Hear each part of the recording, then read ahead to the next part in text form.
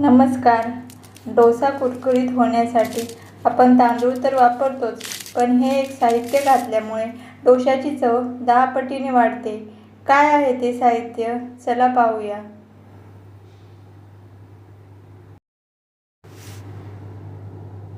सर्वात आधी एका मोठ्या भांड्यात 3 वाट्या तांदूळ आणि अर्धी वाटी पोहे घ्या आणि दुसऱ्या भांड्यात 1 वाटी उडीद डाळ घ्या. हे 2-3 वेळा स्वच्छ पाण्याने धुवून घेऊ. यामध्ये पुरेसे पाणी घालून किमान 6 ते 7 भिजत ठेवू.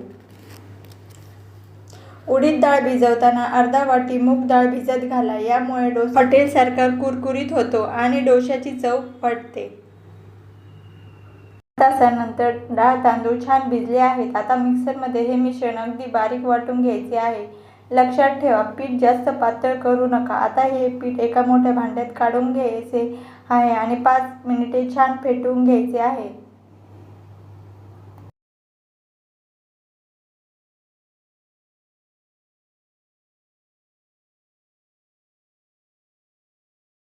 त्यामुळे पीठ छान फुगते. आता हे मिश्रण 8 तास असेच ठेवायचे आहे. पीठ आंबवताना त्यात मीठ टाकू नका. मीठ डोसे बनवतानाच टाकावे. 8 तास झाले आहेत. पीठ छान आंबले आहे. तुम्ही बघू शकतात किती छान जाळी पडली आहे. आता यात चवीनुसार मीठ आणि थोडं पाणी टाकूया.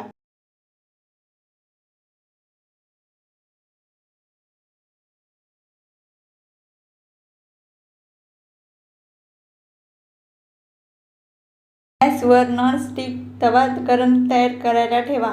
तवा गरम झाल्यावर त्यावर थोडे तेल टाका आणि कांद्याने पुसून घ्या. यामुळे तव्याचे तापमान मेंटेन राहते.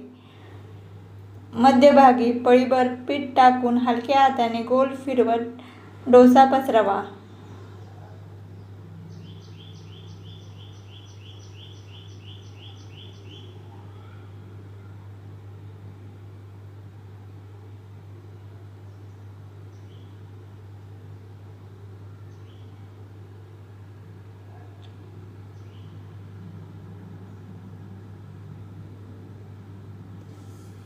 बाजूने थोडे तेल सोडा.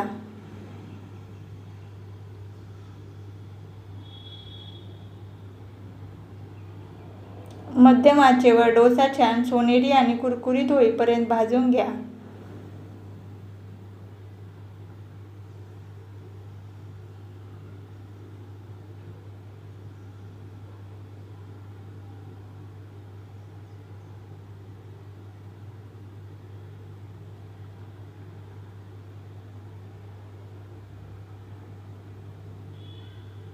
बघा, आपला डोसा किती सहज तव्यापासून वेगळा होतोय आणि किती कुरकुरीत झाला आहे. हा डोसा तुम्ही चटणीसोबत सर्व करू शकता. तर कशी वाटली आजची ही रेसिपी? नक्की करून पहा आणि कमेंटमध्ये सांगा. व्हिडिओ आवडला असेल तर लाईक करा, शेअर करा आणि चॅनलला सबस्क्राईब करायला विसरू नका. भेटूया अशाच एका नवीन रेसिपीसोबत. तोपर्यंत धन्यवाद.